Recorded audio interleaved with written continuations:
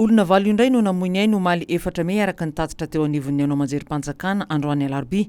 Avy eto Antananarivo ny 5 amin'izy ireo, ny 2 avy any Antsinanana ary avy any Atsimo andrefana ny iray hafa. Tafaikatra 700 araka izany nisan'ireo olona lavo vokatry ny Covid-19 eto Madagasikara. Olona 700 no voamarina amin'ny fomba ofisialy fa voan'ny coronavirus tamin'ireo 700 natao fitiliana. Ka ny 170 dia avy eto Analamanga, ny 5 avy any Antsinanana, ny 2 avy any Diana, ny 7 avy any Alaotra Mangoro, ny 1 avy any Sava, ny 1 koa avy any Analanjirofo, ny 7 avy any Matsiatra Ambony, ny 40 avy any Atsimo Andrefana, ny 4 avy any Menabe, ny 2 avy any Itasy, ny 1 avy any Orombe, 5 avy any Anosy ary ny 1 avy any Betsiboka.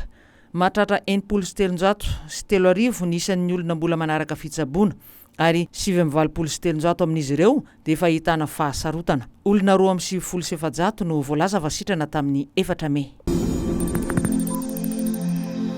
Taorian'ny fitoriana nataon'ny Ministeran'ny Toe-karena sy ny fitantanam-bola dia Mpanondrana volamena miisa 3 no nampidirina am-ponja vonjimaika nohon'ny tsy fampodiana vola vahiny an-tanindrazana. Tokony nampody vola mitentina 4,335 alina tapitrisa dolara na R1,4 izy ireo araka ny fanambarana nataon'ny Ministeran'ny talatalasa teo. Tompona orinasa lehibe eto Madagasikara ireo olona voasambotra ireo raha ny tatitra avy amin'ny Ministera hatrany. Orinasa maro ihany koa no efa nametrahana fitoriana ho hatrany ny Ministera ary efa eo ampelatanan'ny sampana miady amin'ny kolikoly na paky ny raharaha. Mametraka fahatokisana tanteraka amin'ny paky ny Ministera amin'ireo fitoriana hafa ho hatrany ny tatitra nataony. Tamin'ny volana Novambra 2024 no efa nanao antsoavy tamin'ireo orinasa ireo hamahany olana ny Ministera saingy tsy nanao izany izy ireo. Efa nanambara nefa ny Ministera tamin'izany fa izy ny sazo an'izay tsy mbola nahavany olana tamin'ny daty voatondro. Miisa 5,4 ireo vakisiny tonga eto Madagasikara amin'ny andiany voalohany raha ny nambaran'ny Ministeran'ny fahasalamam-bahoaka omaly talata.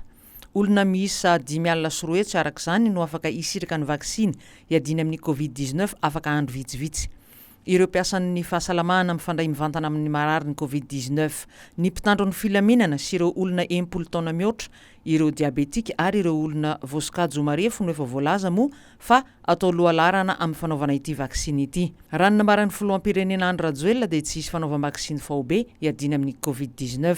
Ny Vakisiny Covishiead no tonga eto araka ny fanambarana nataon'ny Ministry ny fahasalamam-bahoaka Anitrala Jean-Louis Rakotovao ny alahady lasa teo. Ao anatin'ny marika AstraZeneca Oxford ity vakisiny ity ary vita avy any Inde. Efa vonona ireo fepetra andraisana ity vakisiny ity araka ny nambaran'ny Ministra hatrany. Efa fantatra ihany koa ireo olona iandraikitra izany sy ireo fatra sy distrika andray izany.